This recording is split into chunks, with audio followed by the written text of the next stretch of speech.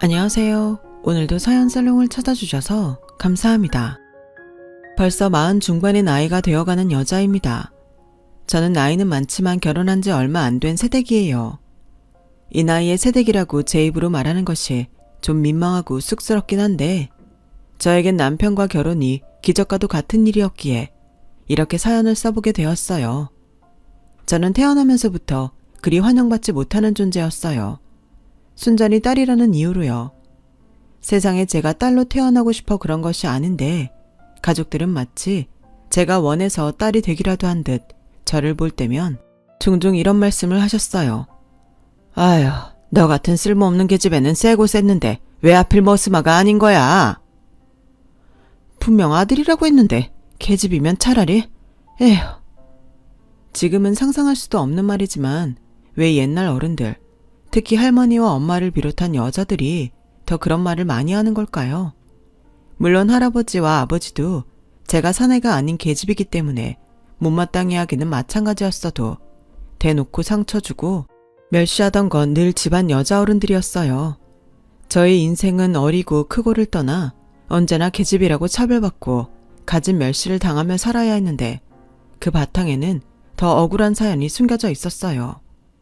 저희 집엔 제가 태어나기 전에 이미 언니만 4명이 있었고 엄마는 아들을 낳기 위해 정말 안 해본 짓이 없었다고 했는데 하필이면 저를 낳기 전에 용하다는 무당을 찾아간 것이 화근이었어요.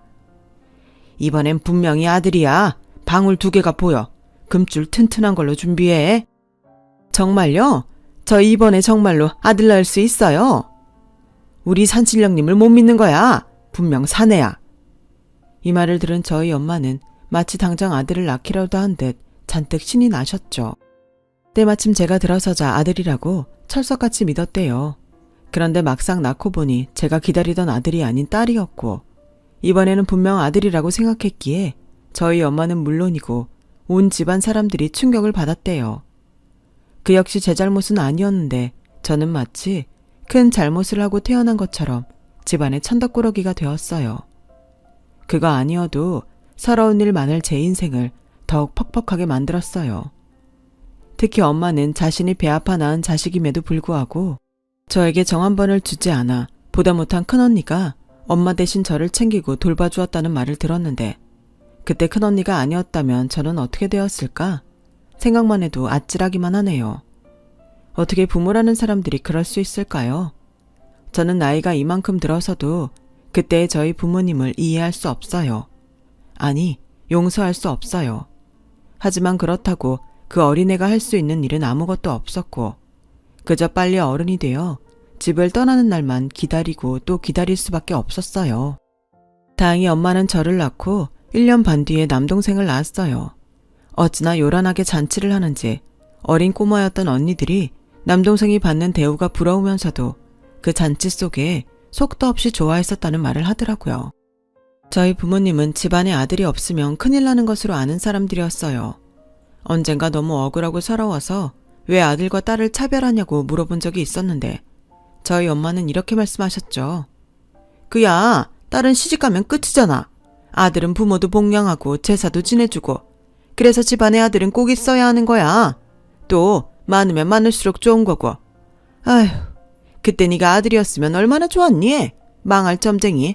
그때 분명 아들이라고 해놓고 내가 찾아가 한바탕 엎어버리려고 했는데 벌써 토끼고 없더라. 엄마도 여자면서 왜 그래? 엄마도 할머니가 여자라서 뭐라고 했어? 너도 시집가면 알게 돼. 엄마가 너 낳고 네 할머니한테 얼마나 구박을 받았는지 알아? 산후조리도 제대로 못했어. 근데 정민이를 딱 낳으니까 어떻게 됐냐? 할아버지가 엄마한테 돈도 100만 원이나 턱 주고 네 할머니가 그렇게 무시하더니 이젠 아들 낳았다고 떠받들어 주잖아. 지금이야 네가 엄마를 이해할 수 없겠지만 어쩌겠니? 여자 팔자가 그런 걸. 저는 그 뒤 나는 나중에 어른이 되어서도 결혼 같은 건 하지 않겠다고 결심했어요. 엄마처럼 아들 낳지 못했다고 구박을 받으며 살고 싶지는 않았거든요. 이미 태어날 때부터 충분히 받은 구박, 처녀 귀신이 되는 한이 있어도 저는 차별과 구박에서 해방되고 싶었어요. 그래서 이를 악물고 공부를 했어요. 그런데 참 억울하고 서러운 게 공부를 아무리 잘해도 계집애가 공부해서 뭐하냐며 저를 학교에 가지 못하게 했다는 거예요. 너는 시집가기 전까지는 집에서 밥값 해야지. 공부는 우리 장손인 정민이만 하면 된다. 자고로 우리 집의 기둥은 정민이야. 할머니는 저에게 그런 모진 말을 아무렇지 않게 하셨어요. 그리고 엄마도 할머니 눈치 때문인지 아니면 자기도 할머니와 같은 생각인지 제 편이 되어주지 않았는데 그럴 때마다 엄마는 저에게 원래 딸은 그런 거라니까. 억울하면 아들로 태어나지 그랬니? 그냥 네 팔자를 받아들여. 라고 하셨어요. 그래서 저는 저뿐만 아니라 다른 집 딸들도 다 그렇게 사는 줄 알았어요. 하지만 학교에 들어가 다른 친구들을 보니 딸이라고 예쁨 받고 귀하다고 대접받는 딸들도 많았고 상대적으로 비교가 되니 저는 더 비참함을 느껴야 했어요. 물론 제 위의 언니들도 저와 크게 다르진 않았죠. 언니는 화 안 나? 화 나지. 근데 뭐 우리가 힘이 있어. 그냥 어른 돼서 시집갈 때까지 참는 거야. 맞아. 나도 그래. 여기만 아니면 어디든 다 좋아. 큰언니를 봐. 중학교 졸업하자마자 아빠가 기숙사에 있는 공장으로 보냈잖아. 맞아. 나도 곧 있으면 중학교 졸업하는데 그럼 나도 언니처럼 공장에 가야겠지? 진짜 너무해. 우리가 뭐 정남이 학비 버는 시다발이야? 그래도 중학교까지 보내주는 게 어디야? 난 이제 그것도 가지 말라고 할까봐 무서워. 다른 애들은 학교 가는 날이 제일 싫다고 하는데 난 학교 못 갈까봐 걱정이라니까. 맞아요. 저도 그게 가장 걱정이었어요. 저는 기를 쓰고 공부를 했기에 선생님들이 참 예뻐라 해줬거든요. 그래서 저는 집보다 학교가 더 좋았고 학교가 좋고 공부가 좋으니 저의 성적은 늘 상위 그룹이었어요. 우리 현숙이는 머리도 좋아서 뭐가 돼도 정말 잘할 거야. 집에서도 좋아하시지? 선생님도 현숙이 같은 딸이 있으면 소원이었겠다. 운이 좋게 학년이 바뀔 때마다 저의 담임을 하던 여자 선생님은 저를 그렇게 말하며 칭찬하셨어요. 저는 그런 소리를 들을 때마다 선생님의 딸이 되고 싶다고 말하고 싶을 정도였죠. 그런데 계집애라고 학교에 가지 못하게 한다면 저는 누구한테 그런 칭찬을 받을 수 있겠어요. 그래서 저는 최대한 집안 어른들의 신기를 건드리지 않았어요. 그래서 무사히 중학교까지는 졸업할 수 있었는데 위에 언니들이 그랬듯 고등학교 진학은 언감생심 꿈도 꾸지 못했어요. 계집애가 그만큼 배웠으면 됐다. 옛날 같으면 국민학교 문턱에도 못 가는 계집애야. 계집애가 배운 게 많으면 사는 게 골아프다. 이제 너도 언니들 따라서 돈 벌어. 너도 그동안 키워준 값은 해야지. 저 그동안 밥값 충분히 하고 살았어요. 밥 매라고 하면 밥 매고 집안일 하라고 하면 했잖아요. 엄마 정말 너무해요. 뭐? 네가 밭을 맨다고 돈이 나와? 네가 살림을 한다고 돈이 나오냐고. 억울하면 시집가. 지금 생각해도 손이 파르르 떨려요. 요즘 같으면 상상도 할 수 없는 일인데 그 소리를 듣고 저희 엄마는 괜히 본전도 못 찾을 걸 멍청하다고 저를 타박하셨어요. 다른 집 엄마 같으면 편이라도 들어주거나 덜혼나게 막아라도 줄 텐데 저희 엄마는 때리는 시어머니보다 말리는 시누이가 더 밉다고 저를 봐도 못 본 척했고 오히려 저를 남동생과 비교하며 이렇게 말했어요. 삼신할머니도 진짜 너무해. 공부머리를 주려면 우리 아들한테 줘야지. 왜 아무짝에 쓸모도 없는 쟤한테 줬을까? 우리 집 장손이 잘 돼야 우리가 잘 되는 건데 이게 다 저놈의 기집애가 우리 아들 목까지 다 뺏어서 그래. 팔자도 독한 년? 저는 엄마한테 그 소리를 듣고 정말 집을 나가야겠다고 생각했어요. 그래서 집을 나가기 전에 중학교 선생님을 찾아가 펑펑 울며 하소연을 했고 저의 사연을 들은 선생님은 그런 제가 가여웠는지 저의 학비를 대신 내주시겠다고 하셨어요. 대신 저에게 한 가지만 약속을 하자고 하시면서요. 선생님은 아직 어린이가 그렇게 힘들게 사는지 몰랐어. 공부를 그렇게 좋아하는데 선생님이 학교 보내줄게. 대신 공부 진짜 열심히 하는 거다. 세상엔 공부만 잘해도 할 수 있는 일이 무궁무진하게 많아. 선생님은 우리 현숙이가 기회만 있으면 뭐든 할 수 있을 거라고 믿어. 선생님이랑 약속할 수 있지? 저는 산타도 믿지 않고 하나님도 믿지 않지만 저에게 그날 선생님은 산타였고 하나님이었어요. 그리고 나중에 알게 된 사실인데 선생님도 그리 형편이 넉넉하지는 않았더라고요. 그런데요, 제가 선생님의 도움으로 고등학교에 진학할 수 있게 되자 집에서는 난리가 났고 할머니, 엄마, 아빠, 할아버지까지 무슨 꿍꿍이로 그러냐며 목에 핏대를 세우는데 누가 저의 가족인지 의심스럽더라고요. 아무튼 그런 우여곡절 끝에 저는 고등학교에 진학했어요. 마음에 빚이 있기에 죽기 살기로 공부를 했어요. 당연히 목숨 걸고 공부하는 저를 따라올 친구는 없었어요. 내심 대학도 가고 싶었던 저는 장학금이 아니면 절대 대학 입학은 꿈도 꿀 수 없다고 스스로 채찍질을 했는데, 제가 고등학교에 다니는 동안 저희 집엔 여러 가지 일들이 일어났어요. 우선 큰언니가 어린 나이임에도 불구하고 결혼을 했고, 둘째, 셋째 언니는 각자 남자와 눈이 맞아 도망을 갔어요. 마지막 언니는 교통사고로 세상을 떠났죠. 그리고 할머니와 할아버지가 3개월 차이로 돌아가셨고, 남동생은 공부를 지지리 못해 집에서 멀리 떨어진 이름도 생소한 고등학교에 겨우 입학을 시켰는데, 남동생한테는 미안하지만 저런 것도 아들이라고 싸고 드는 엄마 아빠, 참 한심스럽게 느껴졌죠. 그리고 할머니 할아버지가 돌아가시면 그래도 뭔가 달라지지 않을까 내심 기대했던 저는 더욱 집에 오만 정이 떨어지고 말았는데, 그건 저희 엄마 때문이었어요. 그때 알았어요. 엄마는 그동안 할머니 눈치를 보느라 저를 비롯한 딸들에게 그런 것이 아니었고, 오로지 자기가 낳은 아들이 잘 돼서 자기한테 효도하기만을 바랬던 것을요. 정민아, 너 요즘 왜 이렇게 공부를 안 해? 네가 잘 돼야지. 넌 우리 집의 기둥이고 희망인데. 엄마, 난 공부 싫어. 머리도 나쁘고 별로 대학 가고 싶은 마음도 없다니까. 그냥 막내 누나한테 공부하라고 해. 누나는 여자잖아. 누나가 공부를 해봤자 시집가면 그만이야. 네 누나가 잘 돼봤자 남 좋은 일 시켜주는 거라고. 그래도 누나는 엄마 아빠가 아니어도 도와주는 사람이 많잖아. 으흐, 속 터져. 그러니까 엄마가 이렇게 억울하지. 왜 같은 엄마한테서 태어났는데 너는 왜 그래? 분명 네가 안 해서 그렇지 머리는 좋을 거야. 정민아, 오늘부터라도 죽기 살기로 해. 그 소리를 방문 밖에서 듣던 저는 하마터면 박장대소를 할 뻔했어요. 저도 누나긴 하지만 제 동생은 공부하기엔 의지도 약하고 유혹에도 약했거든요. 그런 애한테 지금부터 죽기 살기로 하라니. 저는 그때부터 반드시 성공해서 엄마에게 내가 옳았다는 걸 보여줘야 한다는 마음을 가졌고, 동기부여가 확실하니 공부는 더욱 잘 되더라고요. 그런데 엄마도 그런 제 마음을 알았을까요? 제가 집에서 공부를 좀 하려고 하면 이거 해라 저거 해라 부려먹었죠. 제가 밤늦게까지 공부를 하면 무슨 전기가 그렇게 아까운지 꼭 큰 소리가 났어요. 아니, 돈 한 푼 못 벌어오는 게 어디서 전기를 펑펑 써. 이래서 집안에 암탉 울면 망한다는 거야. 너 그만 나대라. 책가방이고 교과서고 확 다 찢어버리기 전에. 네가 공부한다고 설치니까 네 동생이 마음을 못 잡는 거 아니야. 저는 그런 온갖 서름을 받으며 고등학교 졸업을 앞뒀어요. 나름 자신이 있어 대학 원서를 부모님 몰래 냈는데, 그래도 하늘만큼은 저의 편이었는지 저는 원하던 서울대에 들어갈 수 있게 되었어요. 하지만 전혀 생각하지 못한 문제가 있었으니 그건 등록금이 아닌 다른 돈이었죠. 저는 장학금만 받으면 다 되는 줄 알았는데 생각보다 대학을 간다는 건 돈이 많이 드는 일이더라고요.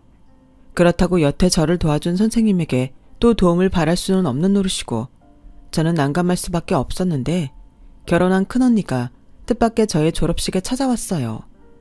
아무도 제 졸업식에 오지 않을 거라고 생각했는데 언니는 어디서 알았는지 제 졸업식에 꽃다발을 들고 찾아와 주었고, 여태 저에게 학비를 대준 선생님도 함께 자리를 가졌는데, 언니가 먼저 저에게 돈 봉투를 건네주었어요.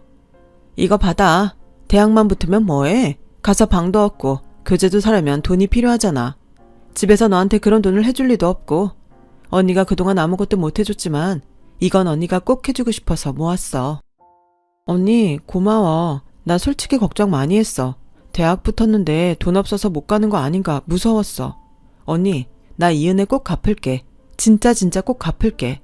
나 진짜 언니 아니었음 어떻게 살아나 싶은데 언니가 나 여러 번 살려준다. 정말 고마워. 그리고 선생님, 정말 감사했습니다. 꼭 성공해서 그동안 도와주신 은혜 몇십 배로 아니 몇백 배로 갚을게요. 두 사람 아니었으면 어떻게 살았을까 상상도 안 돼요. 현수가, 선생님이 너한테 바라는 건 딱 하나야. 네가 너의 재능을 펼치면서 행복하게 사는 거. 그거면 선생님은 충분해. 넌 내 제자잖아. 그것도 아주 대견하고 자랑스러운 제자. 세상에 이런 제자가 있는 선생님이 몇이나 되겠니? 오히려 선생님은 3년 동안 잘해준 네가 고마워. 저는 이렇게 또 도움을 받고 꿈에서 바라던 집을 나을 수 있게 됐어요. 제가 대학이 있는 서울로 가겠다고 하자 저희 엄마와 아빠는 저를 막으며 여태 키워준 값을 내놓을 거 아니면 갈 생각도 하지 말라고 하는데 이즈음 되니까 정말 이 사람들이 제 친부모가 맞는지 의심스럽더라고요. 저는 마치 도망치듯 집을 나왔어요. 그래서 가져온 짐은 옷가지랑 언니가 준 돈이 전부였고 저는 다시는 집에 돌아오지 않겠다는 마음으로 진정한 독립을 하게 되었어요. 비록 생활비를 벌어야 해서 아르바이트를 하며 공부하는 가난한 대학생이었지만 차별과 멸시가 없는 이 세상이 저는 천국과도 같았어요. 그리고 언니와 선생님에게 약속했듯 성공하기 위해 대학에 들어와서도 그 흔한 미팅도 하지 않고 또 공부에 열을 올렸는데 이런 저를 보고 같은 학과 동기들은 혀를 내둘렀어요. 넌 공부가 그렇게 좋아? 난 대학 오르고 평생 할 공부를 다 해서 이젠 하기 싫어. 이젠 캠퍼스 생활을 누려야지. 아까운 시절 다 간다. 저는 그런 말을 하는 친구에게 그냥 미소로 대답을 대신했어요. 저는 4년 동안 장학금을 받지 못하면 대학에 계속 다닐 수 있는 몸이 아닌데 그런 사정을 누가 알겠어요. 그렇다고 저 역시 자존심이 있으니 표내고 싶지 않았고요. 그렇게 저는 공부가 아니면 안 된다는 마음으로 4년을 살았어요. 비록 4년 동안 마음 한번 편히 놓고 살지 못했지만 그런 노력 덕에 저는 우수한 성적으로 대학을 졸업할 수 있게 되었고 교수님들도 저를 좋게 봐주셔서 꿈에 그리던 공기업에 추천을 받아 들어갈 수 있게 됐어요. 성적도 좋고 토익 점수도 좋고 교수님 추천서도 있었으니 그야말로 취업에는 저를 넘어설 자가 없었죠. 그런데요, 이즈음 저는 집 생각이 났어요. 당연히 그리움과 같은 그런 감정이 아니라 정반대로 당신들 도움 없이도 나는 이렇게 훌륭한 직장에 들어가 초봉부터 높은 연봉을 받게 되었다고 말하고 싶었거든요. 그래서 첫 월급을 받은 날 저는 금이 환영하듯 선물과 먹거리를 사들고 집으로 갔어요. 그리고 때마침 집에 놀러온 이웃 아주머니가 엄마와 함께 계셨는데 저를 보시고는 반가운 듯 호들갑을 떠시며 이렇게 말씀하셨어요. 어머, 누구야? 현숙이잖아. 너 서울대 갔다는 말은 들었는데 신수가 아주 환해졌구나. 그래, 취직은 했니? 네, 저 공기업에 다니고 있어요. 어머나 세상에, 거기는 가고 싶다고 아무나 갈 수 있는 데가 아니잖아. 자기 정말 좋겠다. 맨날 재수하는 아들 생각하지 말고 이렇게 혼자 자라는 딸도 생각해. 얼마나 대견해. 대견하기는 무슨? 너 여기 왜 왔어?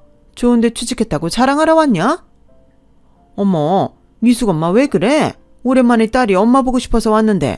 나는 이만 가볼 테니까 좋은 시간 보내. 맛있는 것도 좀 해주고. 알았지? 무슨 개코 같은 소리야. 내 아들 입에 들어가는 것도 아닌데. 엄마, 오랜만에 본 딸한테 할 소리가 그것밖에 없어? 그래, 없다. 난 너 같은 계집이 성공하는 건 바라지도 않아. 어차피 넌 시집가면 남이잖아. 네가 우릴 모실 것도 아니고 우리 죽으면 제사를 치러줄 것도 아닌데 난 필요 없어. 혹시나 했는데 역시였네. 알겠어. 그리고 이왕 산 거니까 두고 갈게. 버리든지 먹든지 마음대로 해요. 야, 그래도 자랑질하러 집에 왔는데 이게 다야? 돈봉투 같은 건 없어? 돈봉투? 그래, 딸 자식이 집에 오면서 그런 것도 준비 안 한 거야? 그리고 원래 시집가기 전엔 돈 벌면 집에 따박따박 돈도 붙이는 거야. 네 언니들 공장에서 일하면서 다 그랬는데 너만 안 하려고? 내가 왜 돈을 보내야 하는데? 왜긴, 내가 너 세상 빛보게 해줬잖아. 누구 덕에 네가 그러고 사는데? 저는 어이가 없었어요. 그래서 말할 가치도 없는 것 같아서 집을 나서는데 엄마는 그런 제 뒤통수에 쐐기라도 박듯 말을 던지더군요. 계좌번호 보낼 테니까 다음 달부터는 돈 붙여라. 공기업인지 뭔지 그렇게 대단한 곳이면 돈은 많이 받겠네. 싫어. 절대 안 보낼 거야. 그거 보내봤자 고마워하지도 않을 거고 몽땅 정민이 밑으로 들어갈 텐데 내가 미쳤어? 욕심만큼 못돼 먹으냐. 넌 낳아주는 애를 이렇게 갚냐? 원에서 태어난 게 아닌데 엄마는 마치 큰 장사를 한 듯 저에게 돈돈거리셨어요. 뭐 대충 예상은 했어요. 그래도 이렇게 내가 잘 살고 있다는 것을 보여주고 싶었을 뿐이죠. 저는 그 후 스스로 고아라는 생각을 하며 살았어요. 그동안 치열하게 살아서인지 직장 생활은 저에게 전혀 힘든 일이 아니었고 오히려 뒤늦게 누리는 여유와 퇴근 후에 저를 돌보는 시간이 너무나도 소중했어요. 세상에는 이렇게 재미있는 일이 많구나. 그런 것을 느끼며 감탄하던 시간들이었죠. 그리고 3년 정도 지났을까? 남동생이 저를 찾아왔어요. 누나, 오랜만이지? 잘 지냈어? 근데 네가 여기까지 무슨 일이야? 저는 갑작스럽게 찾아온 동생이 마냥 반갑지는 않았어요. 분명 어떤 목적이 있지 않고서야 저를 찾아올 리가 없었으니까요. 그래서 긴장을 하고 동생이 하는 소리를 듣고 있는데 기가 차고 어이가 없어서 말이 안 나오더군요. 집에서는 계속 취직하라고 하는데 난 조직 생활이 몸에 안 맞아. 난 아무래도 사장님 타입인 것 같아. 가게를 하든가 아니면 사업을 하든가 하고 싶은데 집에는 돈이 없대. 그래서 누나들 중에 가장 잘 사는 막내 누나를 찾아왔지. 돈 달라고? 빙고. 역시 똑똑해. 누나, 나한테 투자 좀 해라. 그동안 돈 좀 모았지? 진짜 웃긴다. 너도 엄마 아빠 닮아가냐? 네 말대로 나 똑똑해. 내가 너한테 돈을 주겠니? 그럴 거라고 믿고 여기까지 왔다니 너무 당황스럽다. 에이, 가족끼리 왜 그래? 그리고 내가 그냥 달라고 했어? 빌려달라고. 초기 자본이 있어야 뭘 해보든지 할 거잖아. 됐어. 조직 생활도 몸에 안 맞는 네가 무슨 조직을 만들어? 너 줄 돈 없으니까 돌아가. 저는 누나답게 동생을 타일렀어요. 그러자 다음날 동생에게 무슨 말을 들었는지 엄마는 저에게 전화를 해서 심한 욕설과 함께 이래서 딸 자식은 키워봤자 소용없는 거야. 네 동생이 오죽하면 너한테 찾아갔었어? 독한 년. 이라고 말씀하셨고 이젠 하도 들어서 그런지 별로 상처가 되지도 않았어요. 그렇게 저는 가족과 엮일 바에는 결혼도 하지 않겠다는 마음으로 제가 하는 일에만 충실했죠. 혼자 여행도 다니면서 저의 시간을 소중하고 알차게 보냈는데 사람의 인연이란 게 정말로 존재하는지 저는 여행을 하다가 운명의 남자를 만나게 되었어요. 그 사람이 지금의 남편이에요. 남편과 처음 만난 곳은 프랑스였어요. 저는 여행이었고 남편은 사업차 출장을 와 있었는데 시간이 비어서 잠깐 관광을 하고 있었다고 했어요. 타국에서 같은 한국인을 만나니 어찌나 반갑던지. 패키지 여행은 너무 고단해서 혼자 훌쩍 떠나왔는데 이렇게 남편을 만나게 될 운명이었나 봐요. 저와 남편은 루브르 박물관에서 만났어요. 처음엔 그냥 비슷한 동양인이라고 생각했는데 박물관을 나와 커피를 한 잔 마시러 가게에 들어가니 한국말을 하는 것을 들을 수 있었어요. 괜히 귀가 쫑긋하고 시선이 갔는데 남편 역시 제가 같은 한국인 같아 시선이 갔다고 하더라고요. 그래서 저희는 누가 시키지도 않았는데 눈이 마주쳤고 가볍게 웃으며 몇 마디 나누다 커피도 함께 마시게 되었어요. 처음 이성 남자와 그것도 타국에서 그런 시간을 보내니 마치 마법에 걸린 듯한 느낌이 들더군요. 이 남자 역시 이 시간이 특별했다며 저희는 연락처를 주고받게 되었어요. 한국에 돌아와 동료들에게 프랑스에서 있었던 말하니 처음엔 그런 식으로 접근하는 사기꾼도 많다며 조심하라는 말을 들었어요. 그 말을 들으니 덜컥 겁이 나서 연락을 못하고 있는데 남편에게서 먼저 연락이 왔어요. 하지만 이미 사기일 수 있다는 불신으로 예전 같지 않았던 저는 남편에게 호의적이지 않았죠.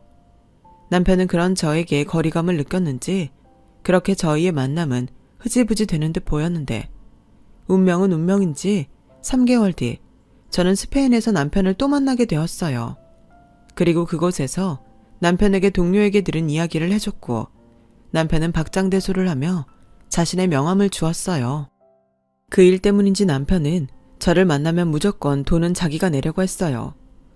내가 여기서 얻어먹거나 뭔가 또 받으면 의심할 수 있잖아요.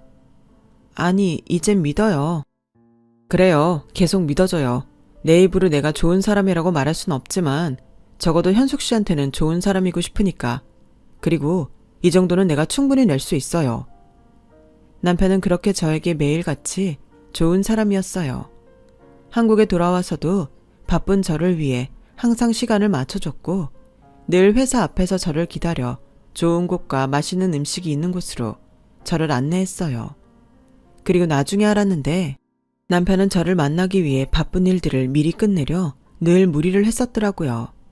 휴일에 저를 만나지 않으면 그때는 아예 집에 돌아갈 생각도 하지 않고 일만 했다는데 이런 남자에게 반하지 않을 여자가 어디 있겠어요. 저는 남편을 아주 많이 사랑했어요. 남편도 저를 아주 많이 사랑했죠. 남편은 제가 여자여서 차별받고 힘들게 살아온 이야기를 듣고는 잠깐 화장실에 다녀오겠다고 했어요. 그런데 그렇게 화장실에 다녀오겠다고 하던 남편은 저 멀리서 크고 예쁜 꽃다발을 들고 나타났어요. 퉁퉁 부은 눈을 하고요. 이게 다 뭐야? 그리고 얼굴이 왜 그래? 주책맞게 자꾸 눈물이 나와서 나 좀 엉망이지? 미안.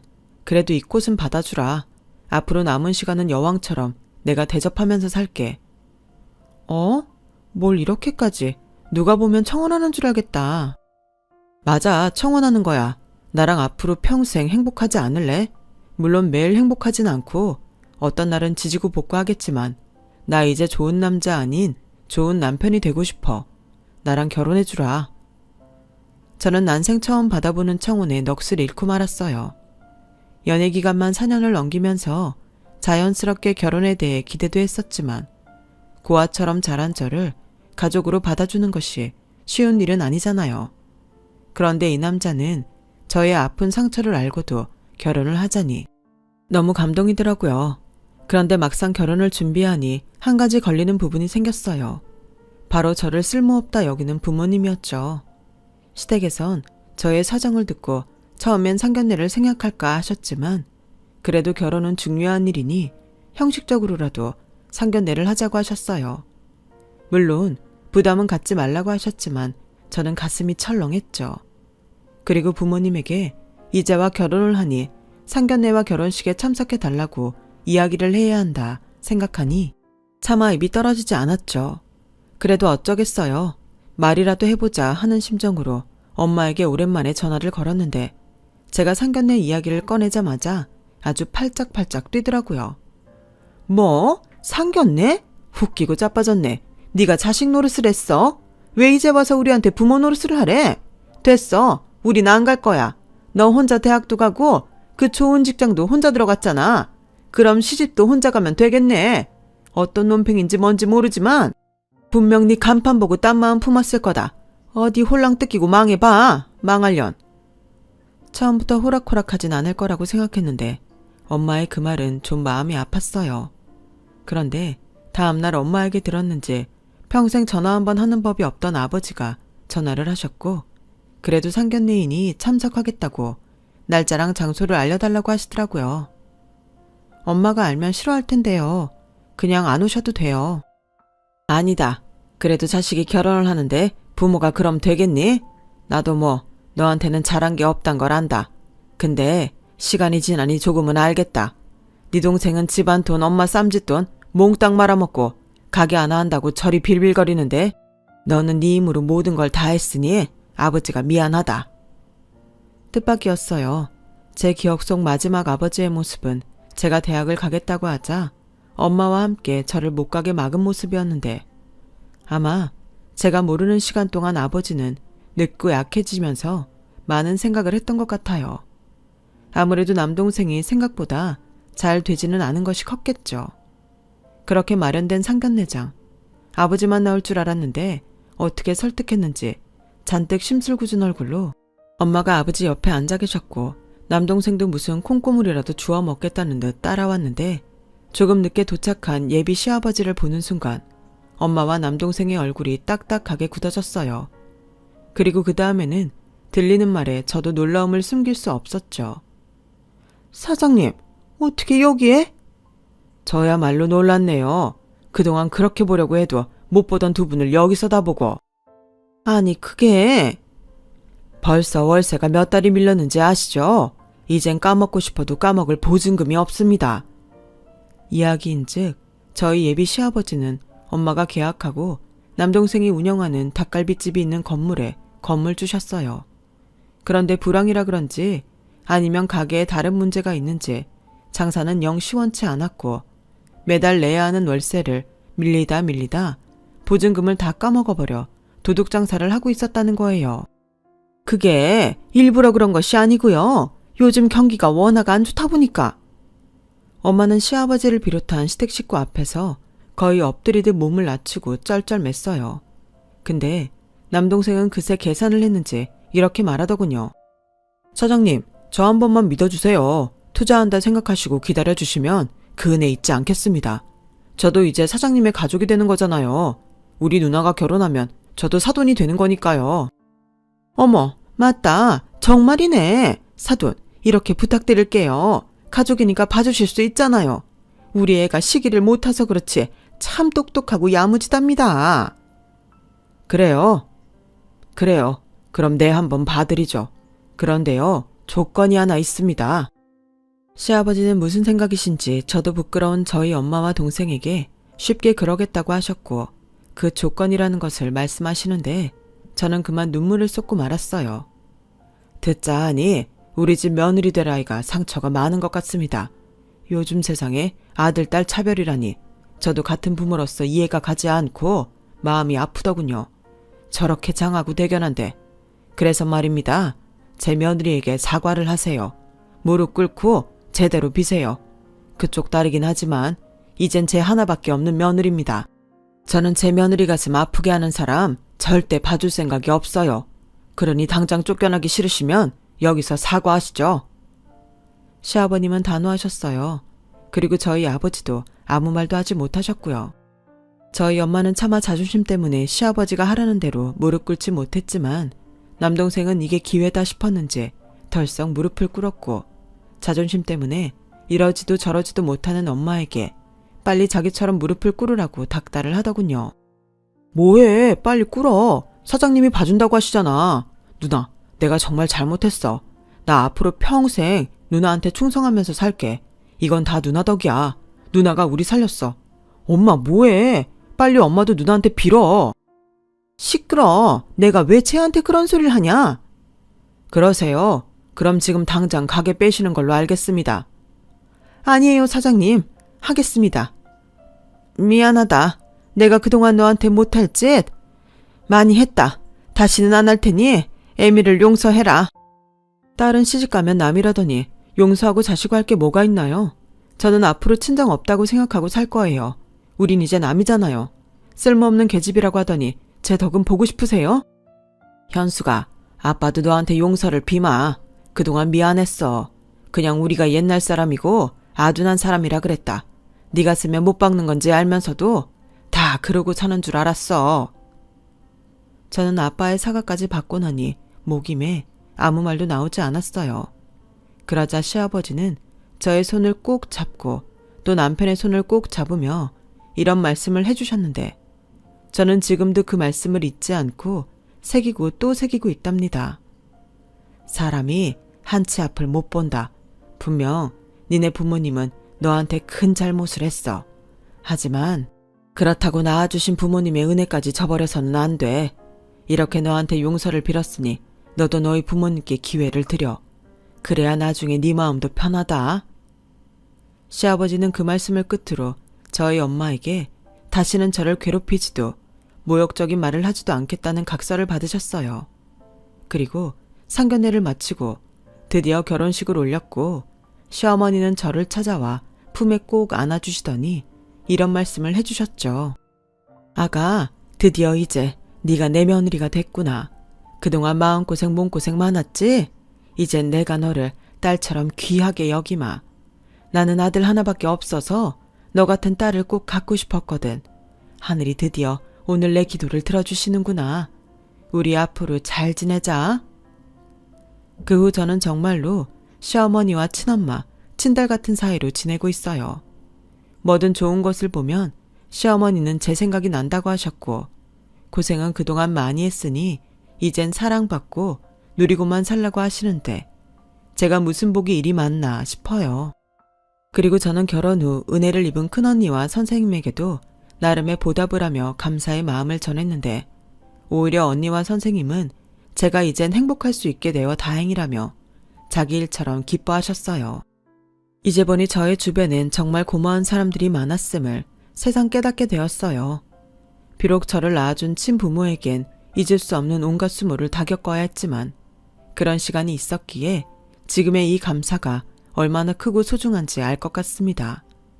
저는 앞으로 제가 받은 고마움을 제 주변 사람들에게 똑같이 베풀며 살려고 해요. 이미 너무 많은 복을 받아 이걸 어떻게 다 갚을까 벌써부터 걱정이 되기도 한데 이런 마음으로 호호 할머니가 될 때까지 남편과 함께 좋은 일 많이 하자고 약속을 했네요. 부디 이 약속이 끝까지 지켜지길 바라며 지금까지 저의 이야기 들어주셔서 대단히 감사합니다. 오늘도 내일도 건강하시고 행복하세요. 여러분, 사연 댓글의 응원과 현명한 조언 부탁드려요. 좋아요와 구독은 저에게 큰 힘이 됩니다. 오늘도 좋은 일 가득하세요.